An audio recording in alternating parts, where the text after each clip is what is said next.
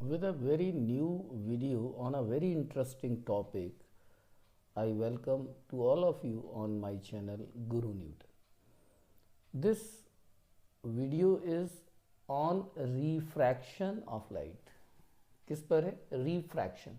तो refraction topic कोई ऐसा टॉपिक नहीं है जो आप लोगों का पहले डिस्कस किया हुआ नहीं होगा, लेकिन मैं यहाँ पर रिफ्रैक्शन से रिलेटेड सारी चीज़ों को बहुत ही आसान तरीके से आपको बताने की और समझाने की कोशिश करूँगा, और यही मेरा ऑब्जेक्टिव भी रहता है मेरे चैनल पर कि मैं फ़िज़िक्स में जो कॉन्सेप्ट्स हैं उनको बहुत ही इजी वे में आपको समझाने की कोशिश करता हूँ. तो रिफ्रैक्शन ऑफ लाइट, तो रिफ्रैक्शन क्या है आपने पता होगा कि भाई जब भी लाइट एक मीडियम से दूसरे मीडियम में एंटर करती है तो ये अपने पाथ से कुछ डेविएट हो जाती है. अब रिफ्रैक्शन कहीं से भी हो सकता है, प्लेन इंटरफेस से भी हो सकता है, स्फेरिकल सरफेस से भी हो सकता है. तो यहाँ जो मैं ये वीडियो लेकर आया हूँ, it is on refraction of light at a plane interface, और इसमें मैं आपसे बहुत सारे टॉपिक्स डिस्कस करूँगा, लाइक रिफ्रैक्टिव इंडेक्स क्या है, रिलेटिव रिफ्रैक्टिव इंडेक्स क्या है, रिवर्सिबिलिटी, और जब लाइट एक साथ है ना कई मीडियम से पास होती है वन बाय वन, तब क्या होता है, क्या रियल डेप्थ है, क्या अपेरेंट डेप्थ है, क्या टोटल इंटरनल रिफ्लेक्शन है. बहुत सारे टॉपिक्स को बहुत ही इजी मेथड में मैं आपको समझाने की कोशिश करूँगा. तो वीडियो में मेरे साथ अंत तक बने रहिएगा. वीडियो थोड़ा लंबा हो सकता है, लेकिन इस वीडियो को देखने के बाद आपको रिफ्रैक्शन ऑफ लाइट से रिलेटेड जो भी कॉन्सेप्ट्स हैं वो मैं समझता हूँ कि पूरी तरह से क्लियर होंगे. अगर आप मेरे चैनल पर नए हैं तो प्लीज़ मेरा वीडियो लाइक कीजिएगा, इसको शेयर कीजिएगा और मेरे चैनल को सब्सक्राइब कीजिएगा. तो चलिए शुरुआत करते हैं. Refraction of light at plane interface. तो रिफ्रैक्शन क्या होता है, जैसे कि मैंने अभी आपको बताया कि कोई भी अगर हमारा एक मीडियम है, this is medium 1 and it is medium 2. हम दो मीडियम्स ले लेते हैं. अब हो सकता है एयर और ग्लास, वाटर और ग्लास, या कोई भी मीडियम हो सकता है. अब अगर एक रे ऑफ लाइट एंटर करता है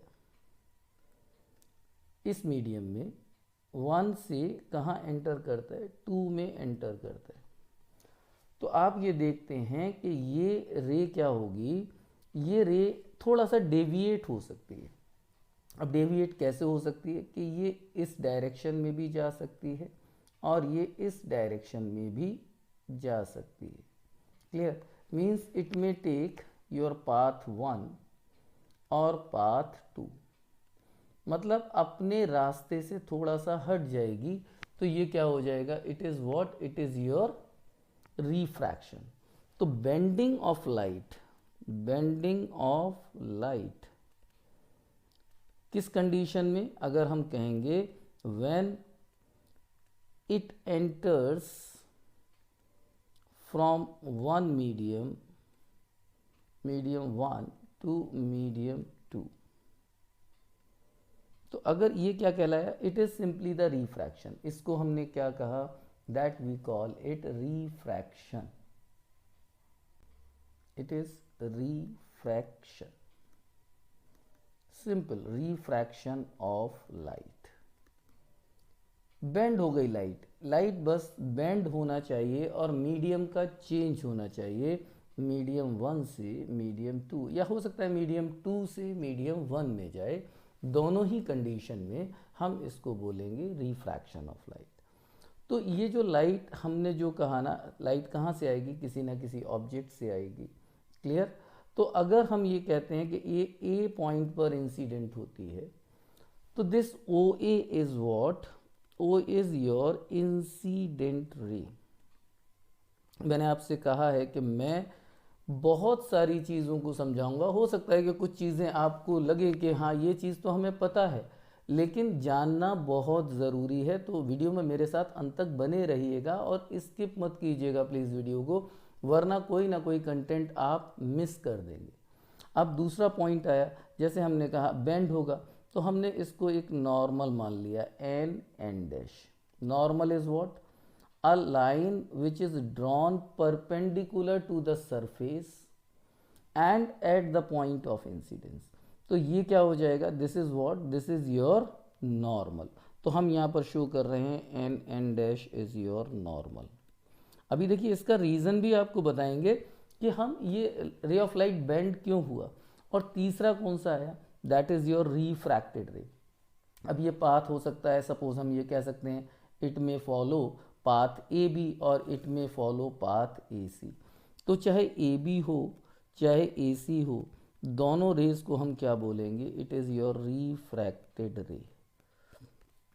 देखिए टर्मिनोलॉजी को समझना बहुत ज़रूरी है, भले ही वो हमको पता हो लेकिन एक बार उसको जानने में कोई बुराई नहीं है. अब सेकेंडली क्या आ जाता है, जो एंगल इंसिडेंट रे बनाती है नॉर्मल के साथ में, उसको हम बोलते हैं एंगल ऑफ इंसिडेंस आई. तो आई कौन सा एंगल हो गया, दिस एंगल इज योर आई. तो एंगल ओ ए एन याद रखेंगे यहाँ पर, ये क्या हो जाएगा, एंगल ऑफ इंसिडेंस. और किसके साथ में देखेंगे, हम देखेंगे नॉर्मल के साथ में इंसिडेंट रे जो भी एंगल बनाती है, that is your angle of incidence. और ये हो सकते हैं आपके एंगल ऑफ रिफ्रैक्शन, ये एंगल भी हो सकता है या ये एंगल भी रिफ्रैक्शन हो सकता है. तो हम ये कह सकते हैं कि angle N dash A C, या फिर हम ये कह दें angle N dash A B, ये दोनों ही क्या कहलाएंगे, एंगल ऑफ रिफ्रैक्शन. तो अगर हम यहाँ पर देखें तो ये हमारे ये जो टर्म्स हैं इनको आपको ध्यान रखना पड़ेगा. इसको हम आई से डिनोट करते हैं, इसको हम आर से डिनोट करते हैं. तो this is what, this is refraction. अब क्वेश्चन ये आता है कि रिफ्रैक्शन हुआ तो कोई ना कोई लॉ तो फॉलो हुआ होगा, कोई ना कोई इसके पीछे रीज़न भी होगा. तो रीज़न पर आते हैं, उससे पहले हम लॉज को फॉलो करते हैं कि हमारे लॉज क्या होते हैं. तो हम we are coming to the point on laws of refraction. Laws of refraction, अगर हम लॉज ऑफ रिफ्रैक्शन को देखें तो लॉज ऑफ रिफ्रैक्शन आप क्या देखते हैं, आपने ये देखा कि एक रे ऑफ लाइट आया, दैट इज़ योर ओ ए, और अगर आप देखें यहाँ से लाइट क्या हो गई, सपोज इधर रिफ्रैक्ट हो गई इस डायरेक्शन में, या आप कह सकते हैं कि ये इधर आ गई. तो दोनों ही सिचुएशन में आपने देखा refracted ray, normal and your incident. देखिए it is your incident ray O A, it is your हम कह सकते हैं refracted ray, and this one is your normal. तो आप देखें ये तीनों इस पॉइंट ए पर एक ही जगह लाई कर रहे हैं. तो it is your first law कि इंसिडेंट रे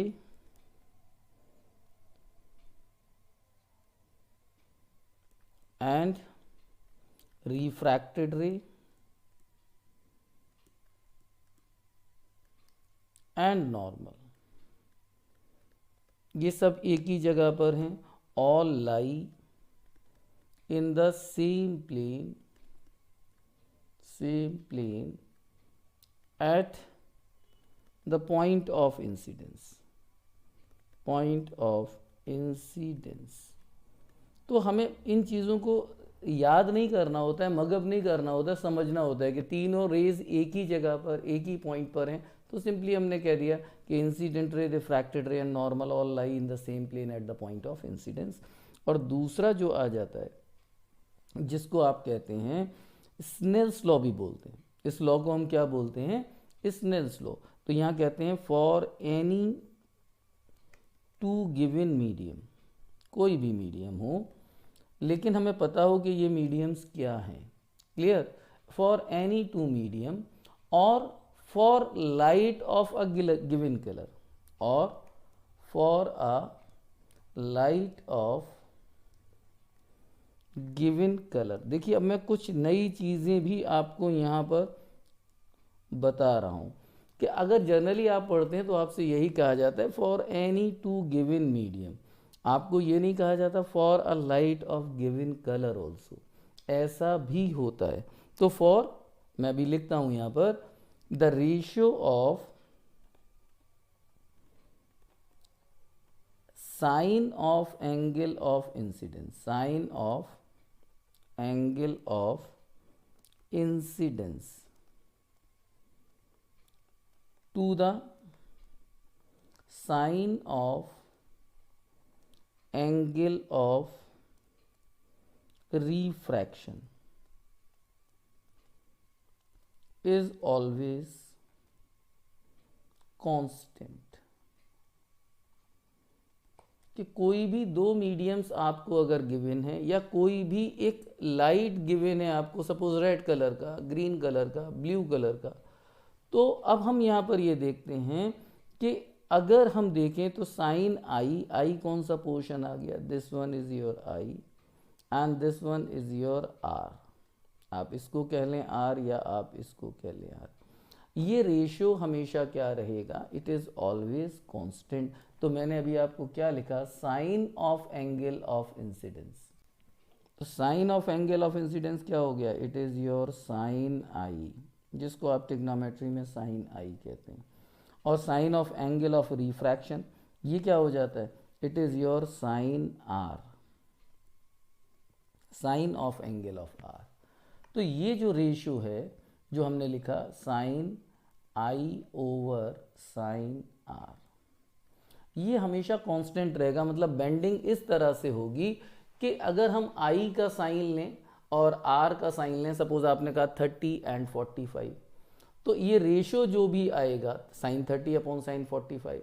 अब अगर एंगल को हम चेंज कर दें तो आई को अगर आप चेंज करेंगे तो आर भी इस तरह से चेंज होगा कि ये रेशियो ये क्या रहेगा, इट इज ऑलवेज कांस्टेंट।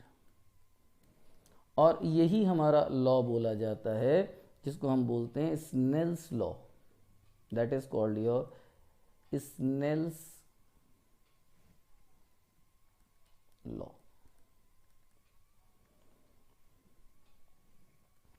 अब इस कांस्टेंट को हम क्या बोलेंगे, इस कांस्टेंट को हम बोलेंगे 1 mu 2 sine I over sine R. और 1 म्यू 2 क्या होगा, this 1 mu 2 is your relative refractive, 1 mu 2 is relative refractive index. अब आप कहेंगे ये एक नया टर्म आ गया कि रिलेटिव रिफ्रैक्टिव इंडेक्स।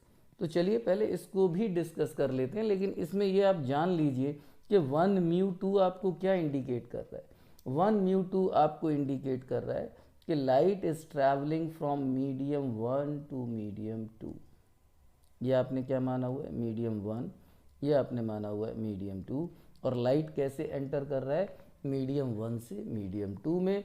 लेकिन आप इसको क्या कहेंगे, इसको कहेंगे 1 mu 2 is refractive index of medium 2 upon refractive index of medium 1। अब देखिए ये क्या आ गया, it is your refractive index. यहाँ हम relative refractive index word use नहीं कर रहे हैं, तो जानना बहुत जरूरी है कि रिफ्रैक्टिव इंडेक्स क्या होता है। चलिए उसको भी समझते हैं, देखते हैं। एब्सोल्यूट रिफ्रैक्टिव इंडेक्स, इसको हम कॉमनली रिफ्रैक्टिव इंडेक्स भी बोलते हैं, लेकिन बेसिकली हम इसको क्या कहेंगे, एब्सोल्यूट रिफ्रैक्टिव इंडेक्स। अब एब्सोल्यूट रिफ्रैक्टिव इंडेक्स क्या होगा, इसको हम म्यू से डिनोट करते हैं। It is speed of light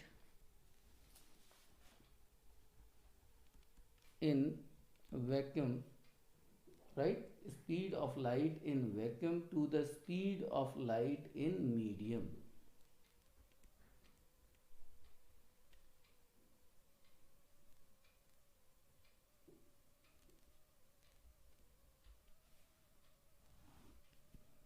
तो हम सिंपली कहेंगे speed of light, it is simply the ratio speed of light in vacuum to the speed of light in medium.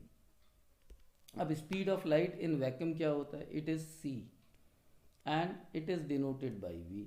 तो c क्या है, c इज ऑलवेज कांस्टेंट। ये maximum होता है 3 × 10⁸ metre पर सेकेंड ऑलमोस्ट।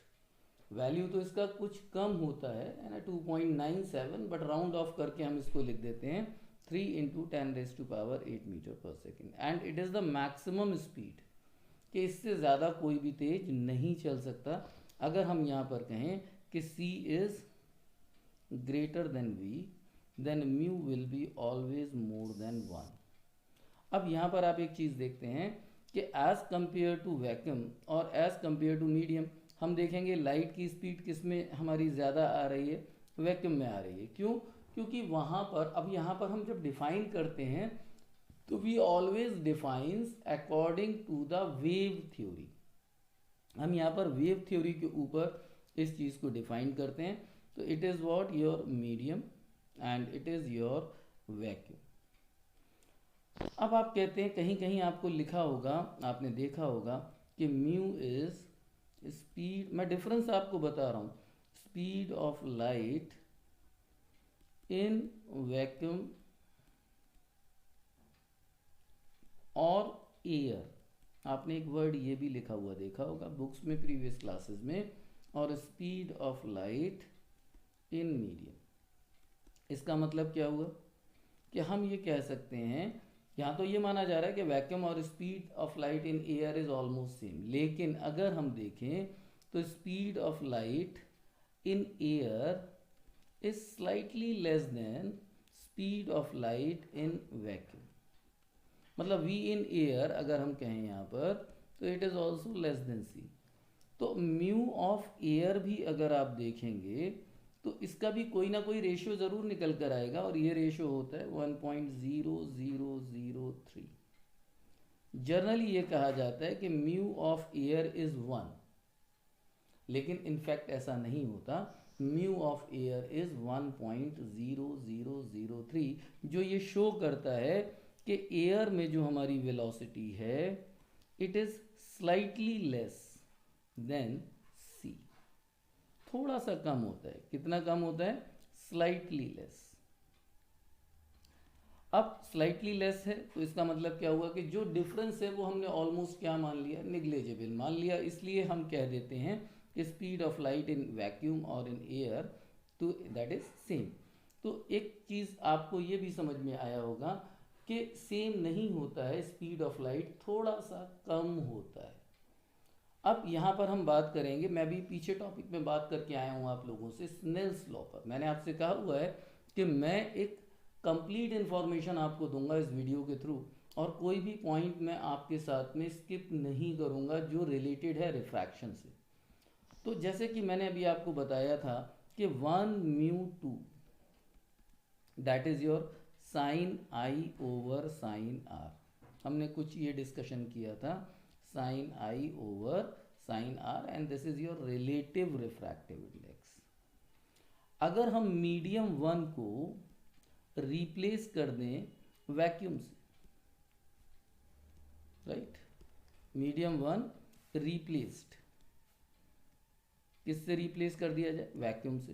तो यही रिलेटिव रिफ्रैक्टिव इंडेक्स क्या हो जाता है?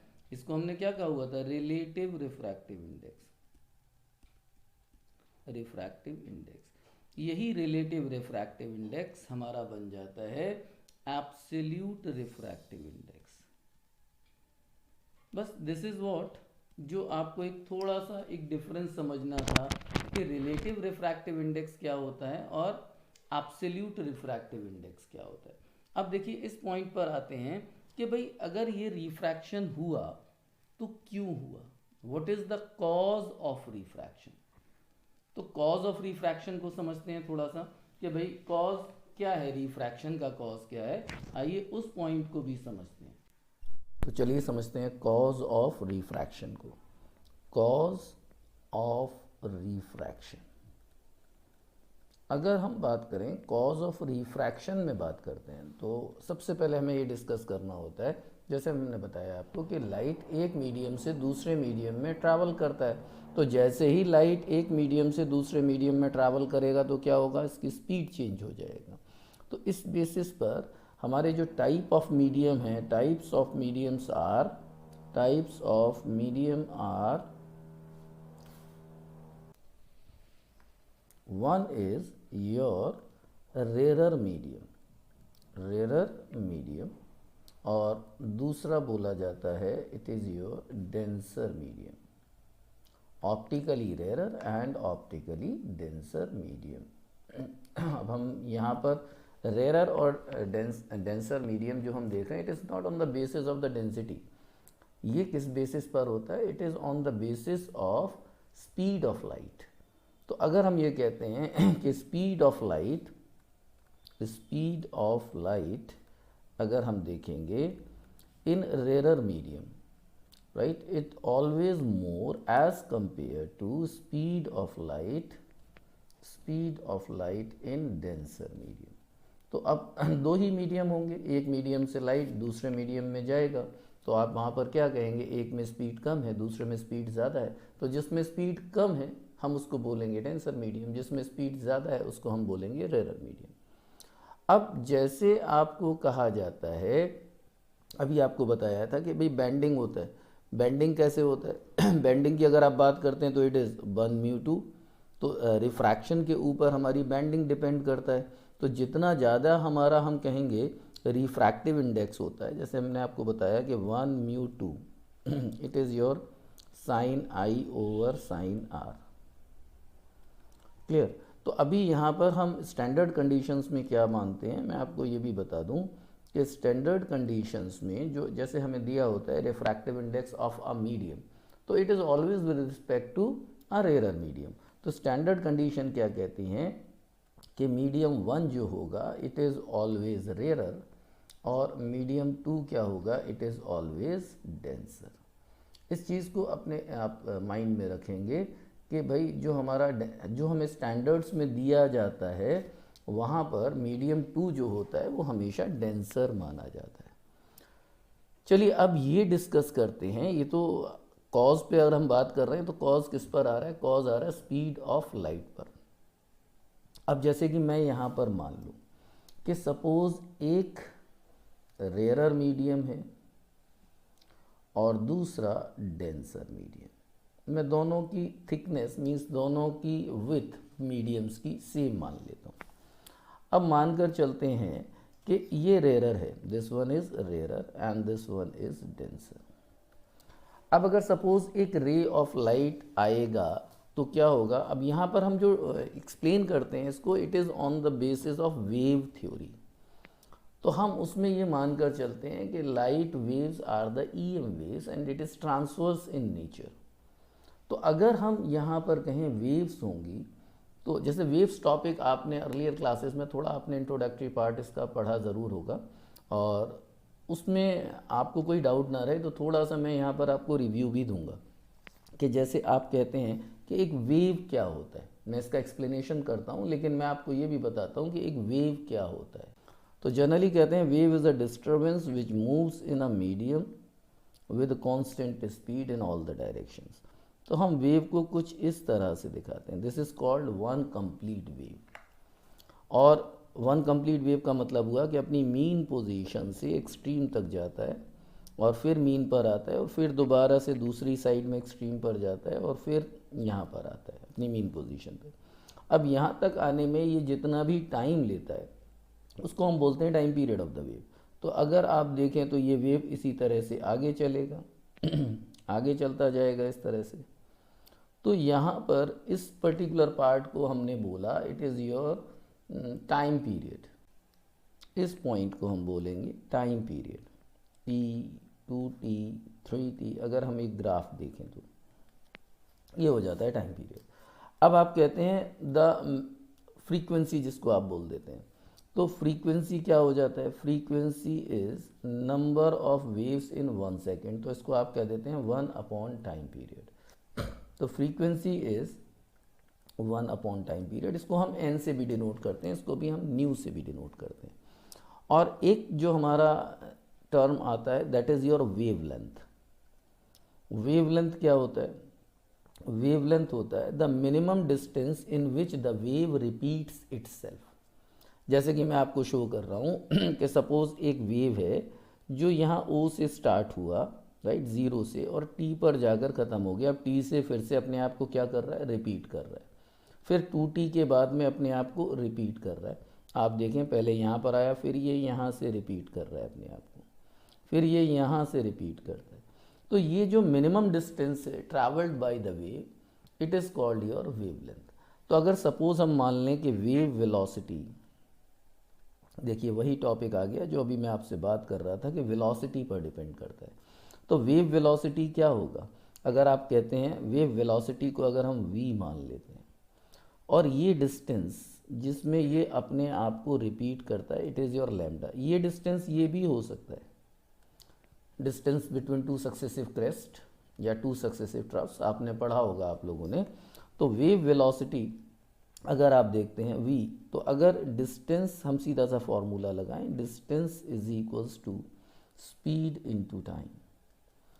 अब अगर आप देखें यहाँ पर तो डिस्टेंस कितना हो जाएगा, lambda, speed is v, t is your time period. तो v is equals to lambda over t, और आपने अभी पढ़ा है कि 1/t क्या होता है, इट इज़ योर फ्रीक्वेंसी, जिसको आप n से भी डिनोट कर सकते हैं। तो हम यहाँ पर डायरेक्टली लिख देते हैं कि v is equals to n lambda. ये एक रिलेशन होता है स्पीड ऑफ वेव के लिए। तो यहाँ पर लाइट वेव क्या है, it is a light is a wave, हम वेव फॉर्म पर लेकर चल रहे हैं। तो अब यहाँ से आप देखेंगे, जैसे मैंने आपको बताया कि रेयरर मीडियम में क्या होता है, speed of light is more, ये ज़्यादा होता है, और speed of light is less in denser medium as compare to the rarer medium. तो यहाँ अगर आप देखें, मैंने ये दो मीडियम्स माना हुआ था, तो इस मीडियम में अगर हमारी ये एक वेव जा रहा है, तो इसका अगर आप देखेंगे तो ये एग्जैक्टली ऐसे जाना चाहिए था। अगर मीडियम चेंज नहीं होता तो ये डायरेक्टली जाता। अब अगर हम इसमें कहें कि भाई कुछ ना कुछ तो इस पर्टिकुलर है ना विथ के अंदर नंबर ऑफ वेव्स कुछ ना कुछ तो होंगे, तो हम यहाँ पर नंबर ऑफ वेव्स भी आपको शो करते हैं। मान लेते हैं ये नंबर ऑफ वेव्स हैं, इट इज़ 1 2 3 4, हम ये 4 वेव्स को यहाँ पर शो कर देते हैं। तो अगर यहाँ आप फ्रीक्वेंसी देखेंगे तो फ्रीक्वेंसी कितनी हो जाएंगी भाई, अगर आप ये देखेंगे तो ये एक से, अब इसके टाइम पीरियड के ऊपर डिपेंड करेगा।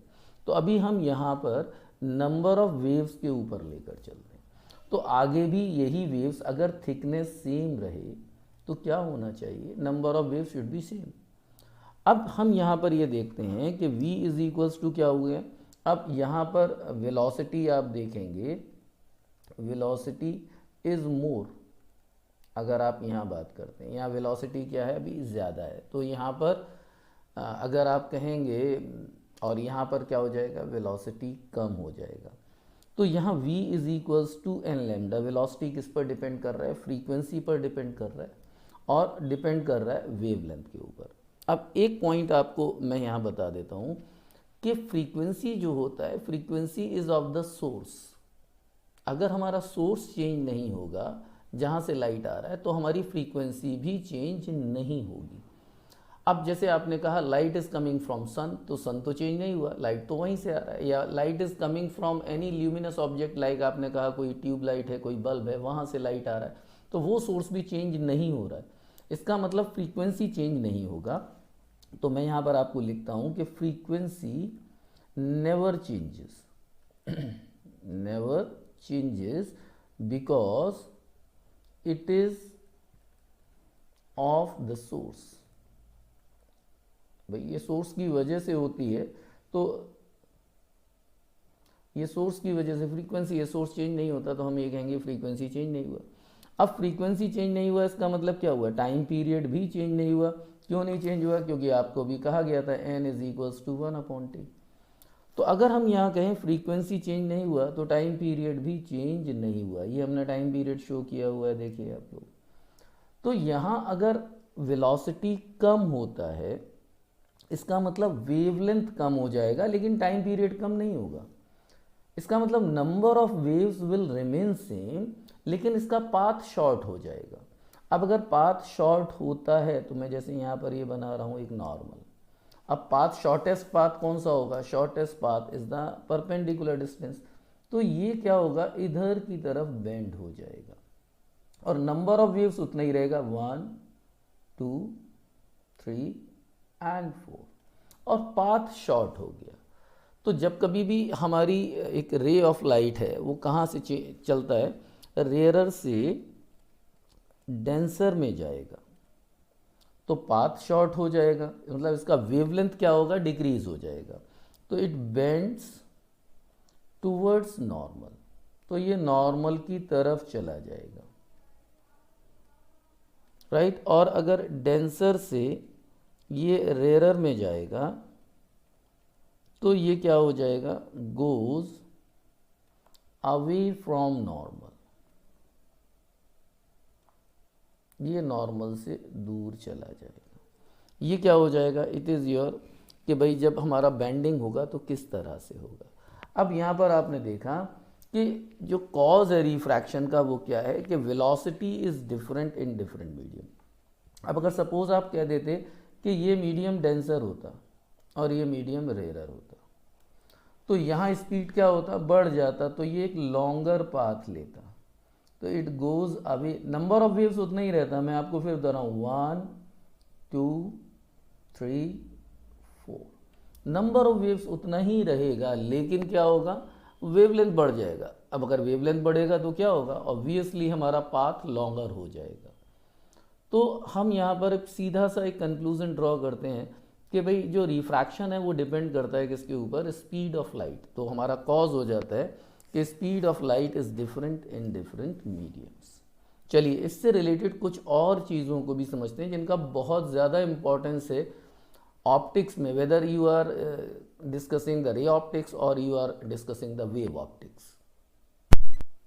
चलिए अब देखते हैं कि जैसा मैंने आपको बताया हुआ है कि refractive index can be written as sine I over sine R. अब एक दूसरा भी एक देखिए, एक हमारे ये सारी रिलेशंस हैं जो आपको जगह जगह यूज़ करने पड़ेंगे। दूसरा रिलेशन आ जाता है, अब जैसे हमने इसको कहा 1μ2, तो 1μ2 का मतलब क्या होता है, जैसे मैंने आपको बताया हुआ है कि light is travelling from medium 1 to medium 2 and it is known as the refractive index of medium 2 with respect to medium 1। तो आप 1μ2 को इस तरह से भी एक्सप्लेन कर सकते हैं। अब अगर आप μ2 देखते हैं तो म्यू अगर हमने देखा है refractive index, it is c/v। तो अगर हम यहाँ पर कहते हैं थर्ड में आ जाते हैं, एक तीसरा रिलेशन स्पीड ऑफ लाइट से भी निकलता है, तो it is c/v2 and c/v1। तो आप यहाँ पर c इज़ कैंसल्ड, तो 1μ2 can also be written as v1/v2। देखिए ये वही कुछ आ गया जो एब्सोल्यूट रिफ्रैक्टिव इंडेक्स का था, कि हमने लिखा हुआ है ना mu is what, speed of light. अब यहाँ से लाइट किससे जा रहा है, वैक्यूम से जा रहा है। तो अगर आप इसको रिलेट करें यहाँ से तो रिलेट कर सकते हैं कि v1 इज़ योर वैक्यूम, तो यहाँ पर c से रिलेट किया हुआ है एब्सोल्यूट रिफ्रैक्टिव इंडेक्स में, और यहाँ पर रिलेटिव रिफ्रैक्टिव इंडेक्स में इसको v1 और v2 से हमने दिखाया हुआ है। अब आपने जैसे पढ़ा है कि v इज इक्वल्स टू क्या होता है, n लैम्डा, और जैसा हमने आपको बताया कि फ्रीक्वेंसी कभी भी चेंज नहीं होता, तो इसका मतलब क्या होगा, हम इसको इस तरह से भी लिख सकते हैं 1μ2 is equals to n lambda 1 and n lambda 2। तो यहाँ n इज कैंसल्ड, तो 1μ2 can also be written as lambda 1 over lambda 2। तो हमारे पास ये चार रिलेशंस आ जाते हैं रिलेटिव रिफ्रैक्टिव इंडेक्स के लिए, जिनको हम अलग अलग तरह से यूज़ करते हैं। अब थोड़ा सा आगे चलते हैं, क्योंकि ये वो सारी चीज़ें हैं जो आपको पता होना चाहिए, और मैंने आपसे कहा भी है कि मैं आपको रे ऑप्टिक्स से, या इसमें कहूँ रिफ्रैक्शन में थ्रू अ प्लेन इंटरफेस, उससे रिलेटेड सारी चीज़ों को आपके साथ में डिस्कस करूँगा। तो यहाँ पर अब हम एक डिस्कस करते हैं, हमारा एक नेक्स्ट लॉ आ जाता है, that is your principle of reversibility. तो अगर हम प्रिंसिपल ऑफ रिवर्सिबिलिटी की बात करें तो कुछ आपको ऐसा नहीं है कि कोई एक नया रूल आएगा। जैसे हमने कहा एक रे ऑफ लाइट आया, ये एक मीडियम 1 है और ये मीडियम 2 है। अब क्या होगा, ऑब्वियसली ये बेंड होगा, इट बेंड टूवर्ड स्लाइटली हो या ज़्यादा हो। अब ये एंगल बोला जाएगा I और ये बोला जाएगा R, and this is your medium 2। अब अगर हम ये कहें कि रे ऑफ लाइट मीडियम 1 से मीडियम 2 में आ रहा है, तो आप कहेंगे 1 mu 2 is equals to sine I over sine R. Snell's का लॉ लगाएंगे और 1 म्यू 2 आप दिखाएंगे, क्योंकि लाइट कैसे ट्रैवल कर रहा है, मीडियम 1 से मीडियम 2 में। अब अगर इस रिफ्रैक्टेड लाइट को जो हम कह रहे हैं ओ ए, और ये क्या आया बेटा, हम बोल सकते हैं यहाँ पर इट इज़ बी, इस पर्टिकुलर रे ऑफ लाइट को हम इसी डायरेक्शन में वापस भेज दें, मतलब एक प्लेन मिरर लगाएं और यहाँ इस पर इसका नॉर्मल इंसिडेंस कराएं, तो इस सिचुएशन में क्या होगा कि light will travel from medium 2 to medium 1। तो अगर मीडियम 2 से मीडियम 1 में जाता है लाइट, तो अब मीडियम 2 के लिए एंगल ऑफ इंसिडेंस हो जाएगा आर, तो आप लिखेंगे 2 म्यू 1 इज इक्वल्स टू, अब ये इधर वापस जा रहा है और यहाँ वापस जाने के बाद क्या होगा, ये इस डायरेक्शन में इमर्ज हो जाएगा बाहर की तरफ, तो आप यहाँ कहेंगे sign R over sine I, क्योंकि 2 म्यू 1 के लिए जब मीडियम 2 से मीडियम 1 में जा रहा है, तो दिस आई एंगल जो हमने डिनोट किया है it will be a angle of refraction. अब अगर आप यहाँ देखें कि 1 mu 2 into 2 mu 1 that is sine I over sine R into sine R over sine I, तो यहाँ ये कैंसिल आउट हो जाता है। तो हम यहाँ देखते हैं कि this 2 mu 1 is 1 upon 1 mu 2, क्योंकि ये वैल्यू आपको 1 आ जाता है। तो यही हमारा प्रिंसिपल ऑफ रिवर्सिबिलिटी कहलाता है, प्रिंसिपल ऑफ रिवर्सिबिलिटी, कि whenever a ray of light travels from medium 1 to medium 2 it gets refracted.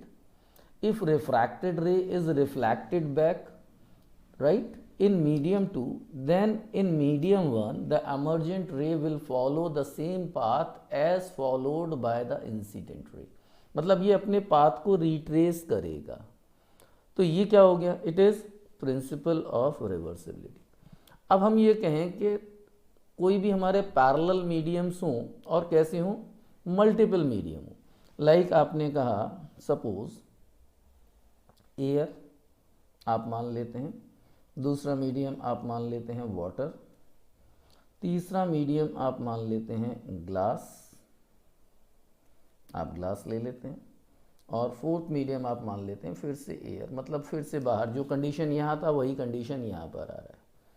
तो अगर आप यहाँ देखें कि रे ऑफ लाइट आया, रे ऑफ लाइट आने के बाद किधर होगा, ये हम एंगल मान लेते हैं it is I, it will slightly bend due to refraction, ये यहाँ पर आ गया, उसके बाद में ये थोड़ा सा और बेंड हो गया, और यहाँ से अगर आप देखेंगे तो ये रे ऑफ लाइट फिर से क्या हुआ, इधर चला गया।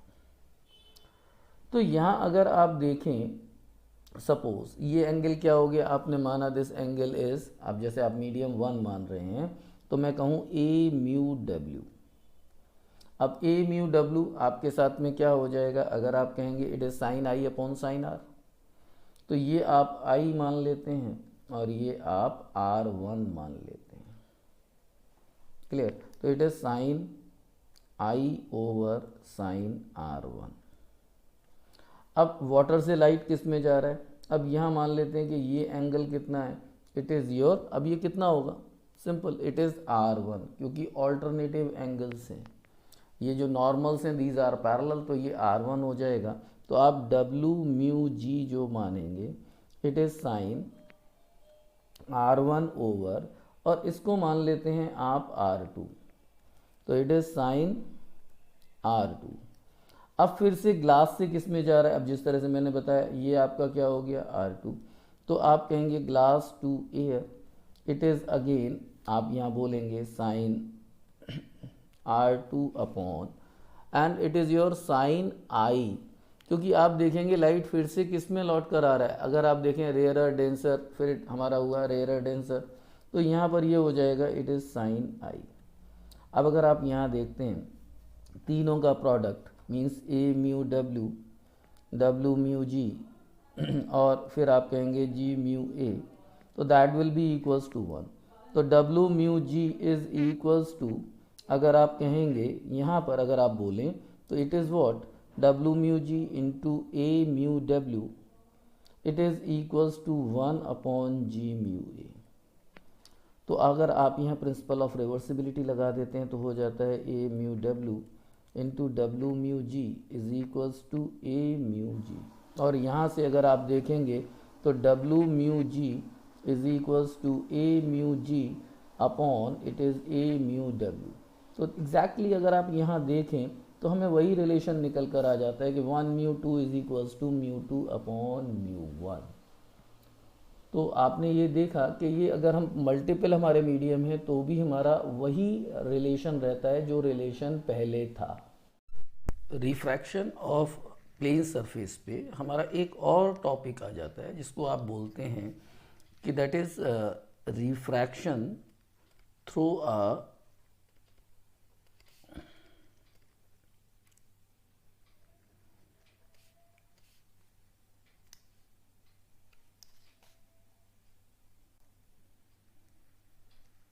एक और टॉपिक हमारा आता है रिफ्रैक्शन में and that is refraction through a glass slab.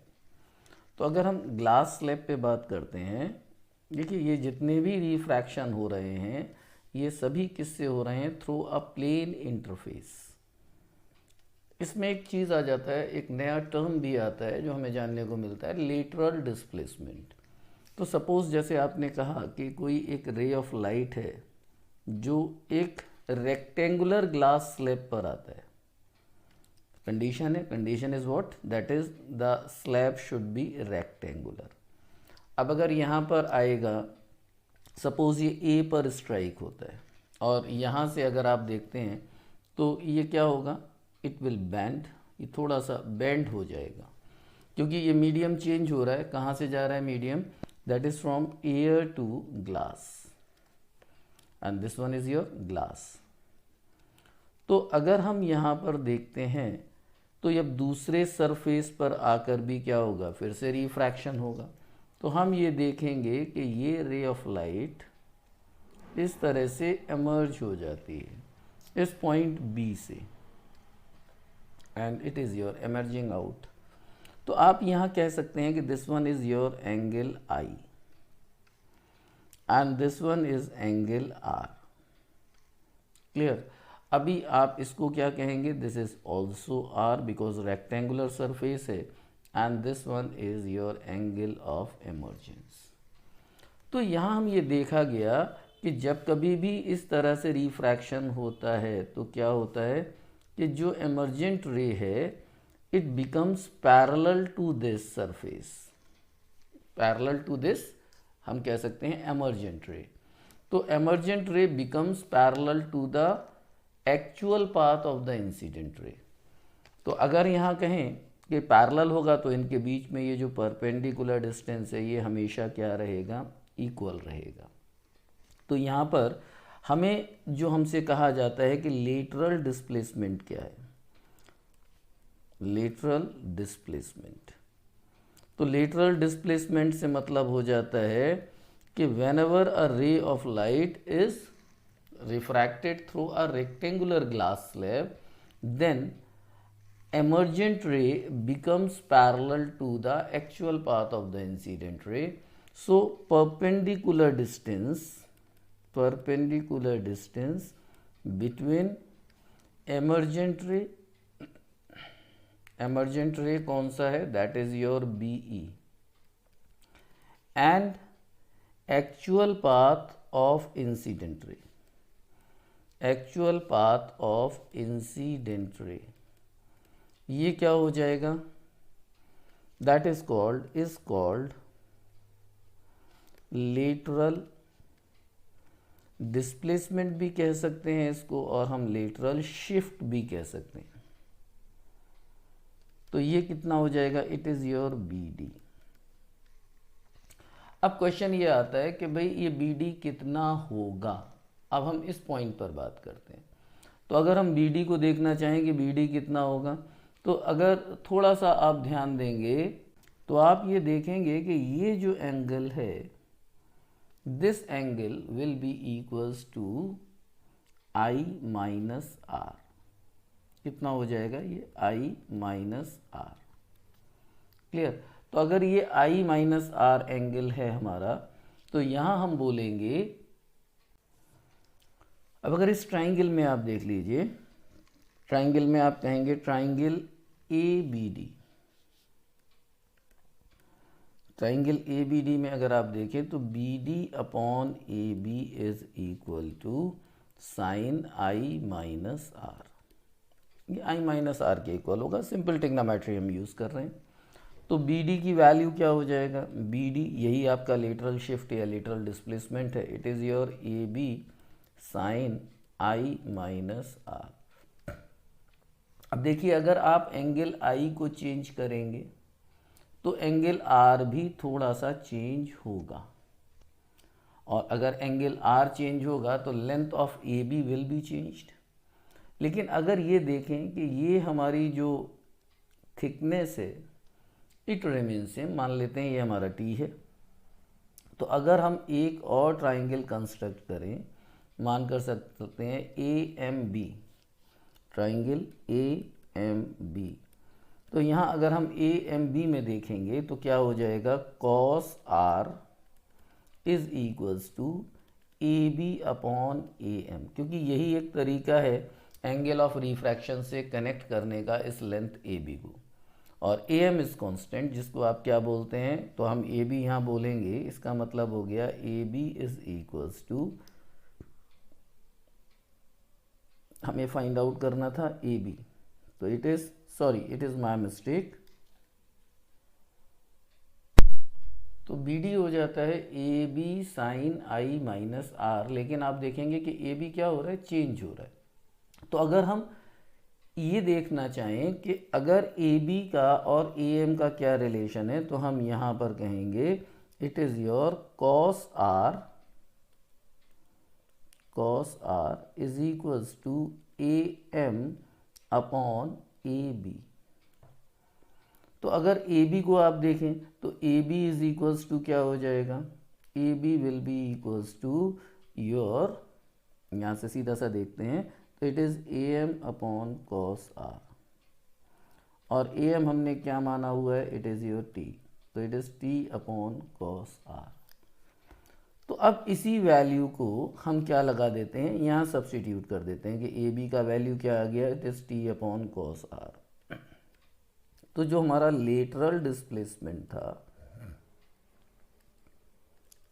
वो किसके बराबर था, lateral displacement was B D and it is equals to A B sine I minus R, और ए बी को हम क्या लिखेंगे, ए बी को हम लिखेंगे T upon cos R sine I minus R. तो this is your lateral displacement. हमारे लिए एक रिलेशन आ जाता है किस चीज़ के लिए, लेटरल डिस्प्लेसमेंट के लिए। अब ये देखते हैं कि lateral displacement it is directly proportional to the thickness, ये थिकनेस ऑफ ग्लास स्लैब, जो भी हमारा ग्लास स्लैब है वो उसके डायरेक्टली प्रोपोर्शनल होगा। कंडीशन क्या है, for same angle of incidence. ये अगर हम देखेंगे तो it is your lateral displacement, पहला फैक्टर आ जाता है।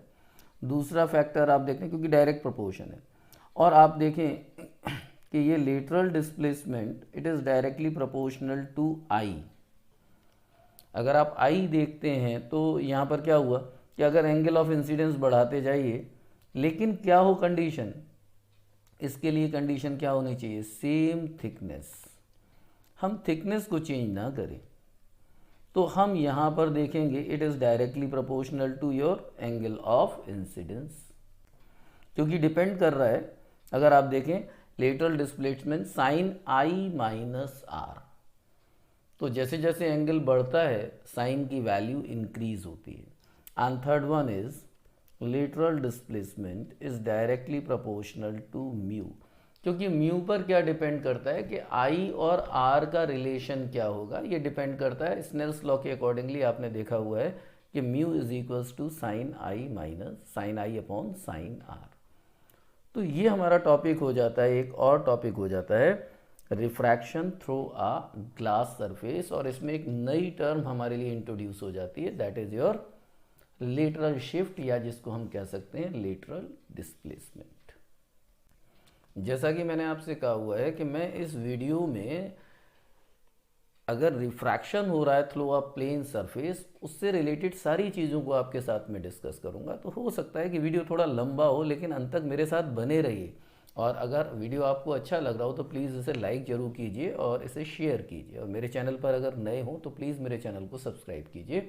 तो आगे चलते हैं हम इसी पर्टिकुलर टॉपिक में एक और नए टॉपिक के साथ, दैट इज़ ए, जिसको आप कह सकते हैं नॉर्मल डिस्प्लेसमेंट।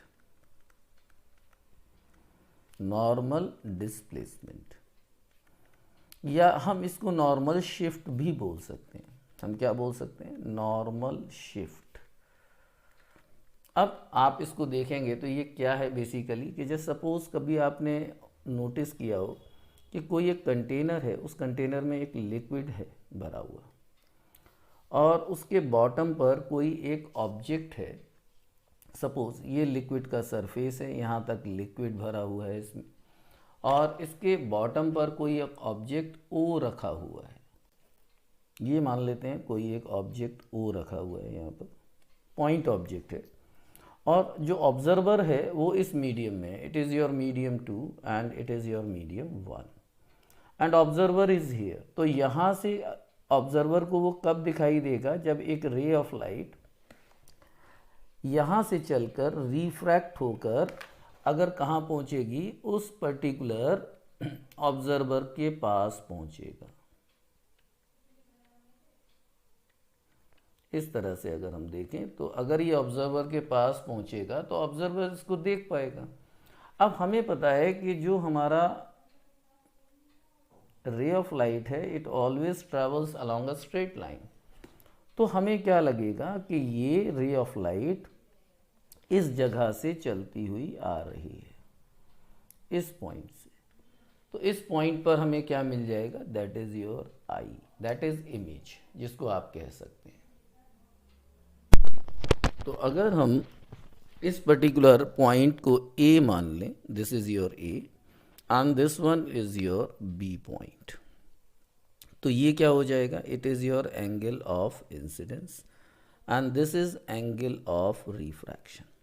अगर आप देखें तो अगर हम यहाँ पर देखते हैं कि आई और आर में हमारा चेंज आ गया, यहाँ पर अगर ये एंगल आई है तो this angle will be equals to आई।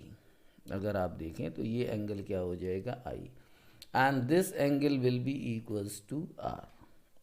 ये एंगल क्या हो जाएगा? दिस विल बी आर, क्योंकि एंगल ऑफ रिफ्रैक्शन है, और ये दोनों एंगल्स जो हैं, राइट, आर जो हमने शो किया हुआ है, ये दोनों का रेस्पॉन्डिंग एंगल है, और आई कैसा है? I is your alternative angles, अगर हम इनको देखें ज्योमेट्री को लगाते हैं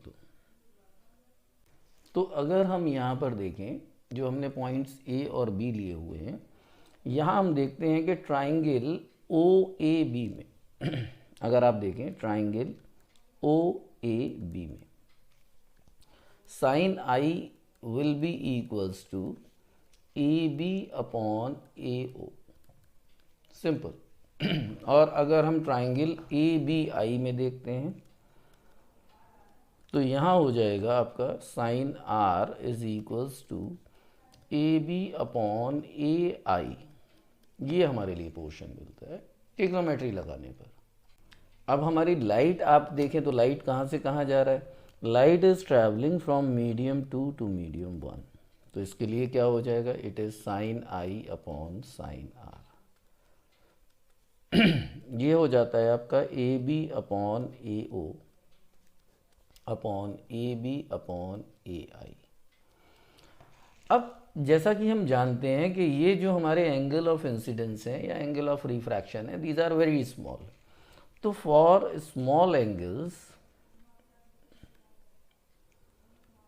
theta is nearly equals to sine theta, या हम कह सकते हैं nearly equals to tan theta.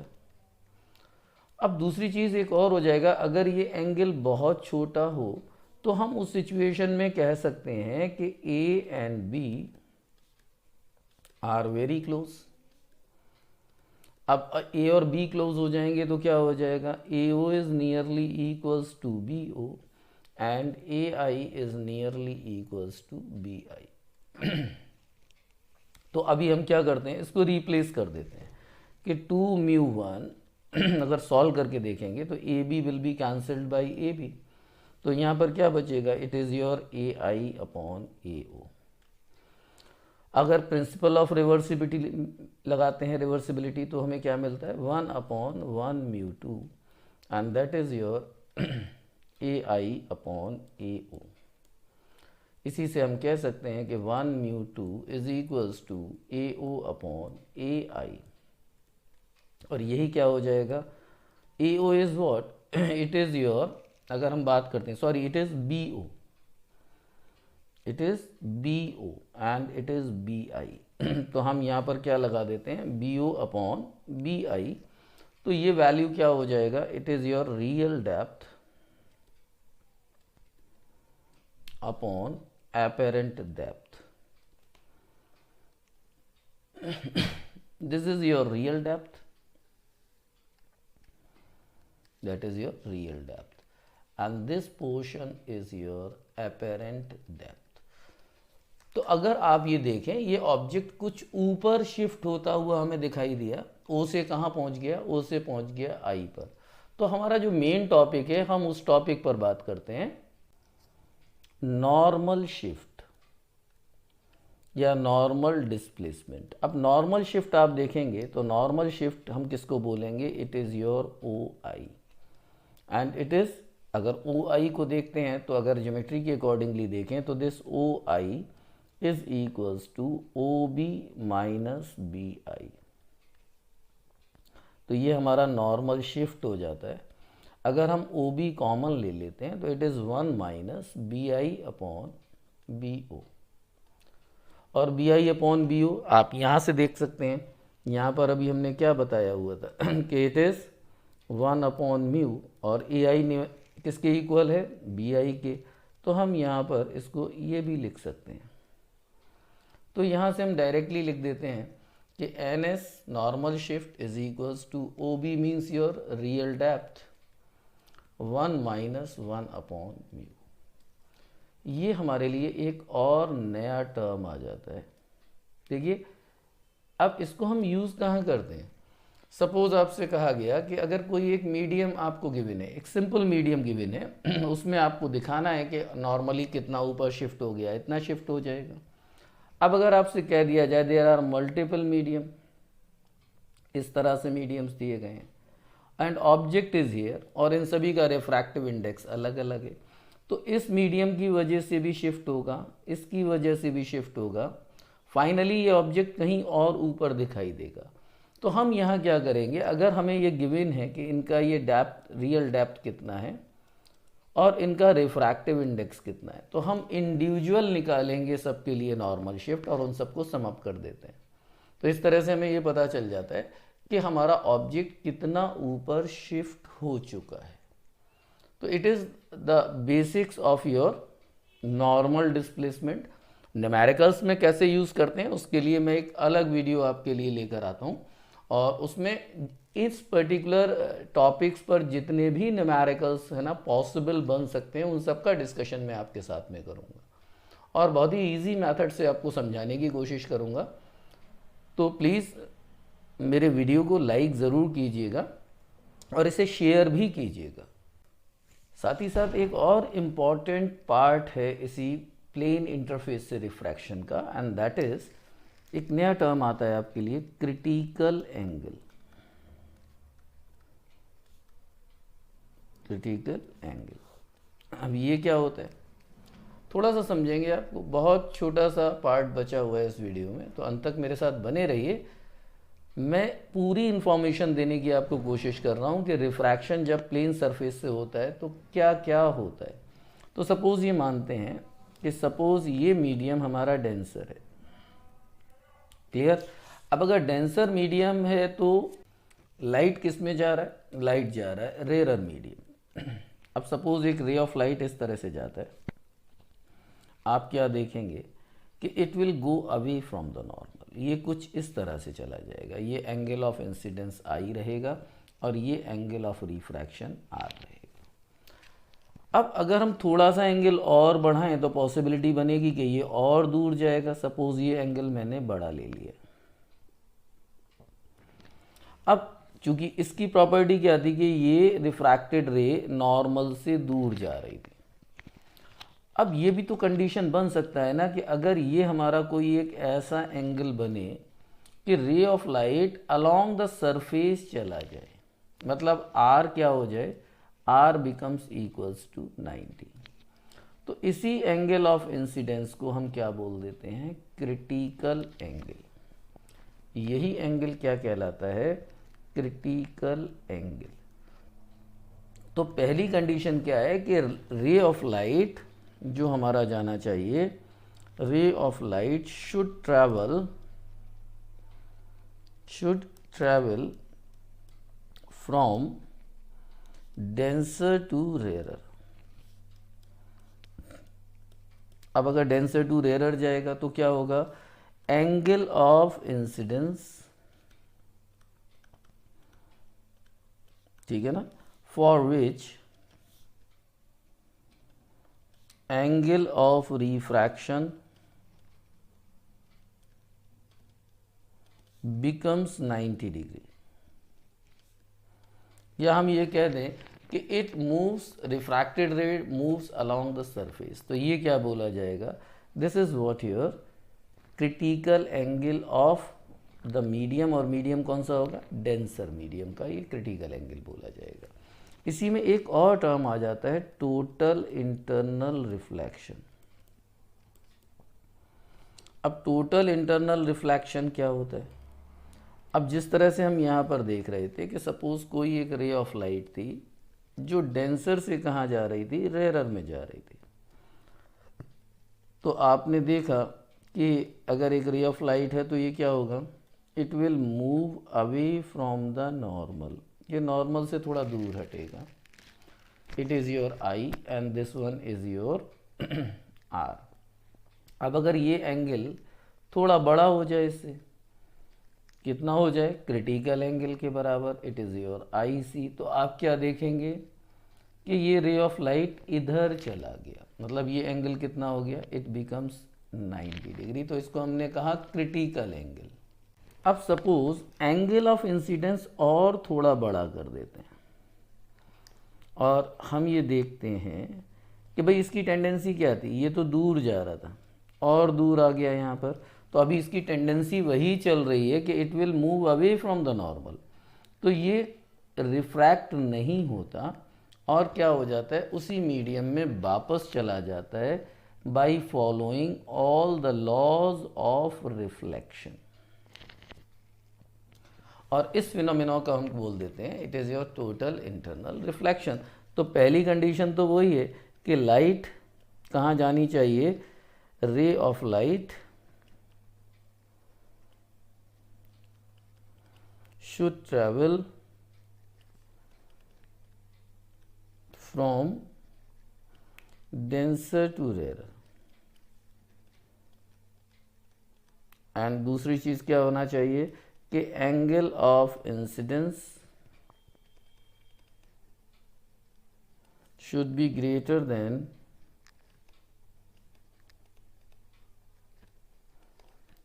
critical angle।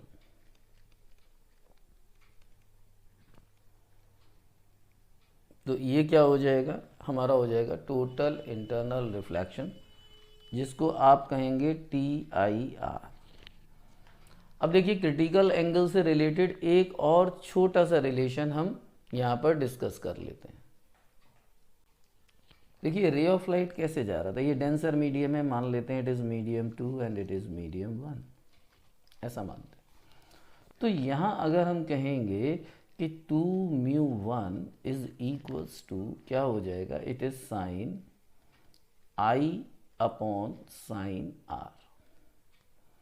अब जैसा कि हमने अभी पढ़ा यहाँ पर कि 2μ1 क्या होगा, साइन IC और ये क्या हो जाएगा, इट इज़ साइन 90। तो अगर हम इसको रेसिप्रोकेट कर दें तो ये क्या हो जाएगा, 1/1 mu two, it is your sine IC and it is 1। तो हम यहाँ कह सकते हैं कि sine of your critical angle is equals to 1/म्यू। तो हमें एक और यहाँ रिलेशन मिल जाता है, किससे related to your critical angle. यहाँ पर हम किसी भी, अगर हमें क्रिटिकल एंगल गिवन हो तो हम उसका रिफ्रैक्टिव इंडेक्स फाइंड आउट कर सकते हैं, और अगर हमें रिफ्रैक्टिव इंडेक्स पता है तो हम क्या कर सकते हैं, क्रिटिकल एंगल को फाइंड आउट कर सकते हैं। तो आई होप कि इस वीडियो के थ्रू आपके बहुत सारे कॉन्सेप्ट्स क्लियर हुए होंगे, क्योंकि मैंने बहुत इजी वे में आपको समझाने का कोशिश किया है। लेकिन अगर फिर भी आपकी कोई डाउट्स हो, कोई क्वेरीज हो, तो आप कमेंट सेक्शन में जाकर मुझे बता सकते हैं। मैं बहुत जल्दी आपकी प्रॉब्लम्स का सॉल्यूशन देने की कोशिश करूंगा। और एक बार फिर आपसे कहूँगा कि अगर आपको मेरा वीडियो अच्छा लगे तो प्लीज़ इसे लाइक और शेयर कीजिए, और मेरे चैनल पर अगर नए हों तो प्लीज़ मेरे चैनल को सब्सक्राइब कीजिए। Thank you for watching my video.